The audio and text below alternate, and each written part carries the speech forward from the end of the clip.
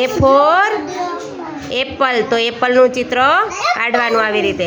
પછી બી ફોર બોલ, તો બોલનું ચિત્ર છે એમાં ગોતો જોઈએ, ગોતો, હાલો ગોતો છે. બી ફોર બટરફ્લાય છે, જો છે બી ફોર બટરફ્લાય.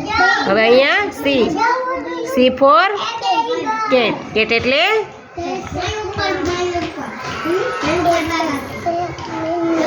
બિલ્લી. હા, પછી એ બી સી, પછી કયો અક્ષર આવે? ડી. હા, તો ડી ગોતો હાલો.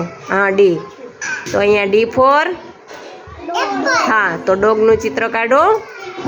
આ પકડી રાખવાનું એક હાથે, પછી આવી રીતે હલાવવાનું. ડી ફોર ડોગ, ડોગ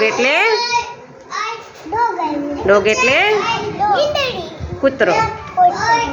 પછી ડી પછી શું આવે? ડી પછી હા ઈ આવે, તો ઈનું ચિત્ર આ કાઢવાનું. ઈ, ઈ ફોર, ઈ ફોર શું આવે? એલિફન્ટ. શું આવે? એલિફન્ટ એટલે હાથી. સરસ, હાલો, વેરી ગુડ. પછી ઈ પછી શું આવે? એફ. હા, એ તો એફ કાઢો. ક્યાં છે એફ? હા, એફ ફોર, હા તો ગોતો, એમાં ક્યાંય છે?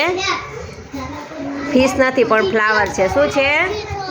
F for flower. ફ્લાવર એટલે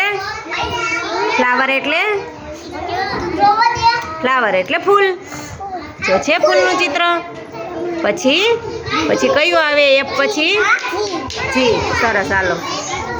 જી ફોર, જી ફોર આમાં શું લખેલું છે? હે? ગ્રેપ છે ને? તો આવી રીતે આપણે આની અંદર ગોઠવવાના છે અને તમારે શીખવાનું છે.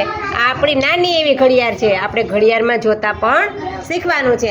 આપણી પાસે આ એક જ કીટ છે. શું છે? આપણી પાસે આ એક જ છે, એટલે આપણે વારાફરતી તમારે લોકોએ બધાએ આની અંદર શીખવાનું અને રમવાનું છે. બરોબર ને?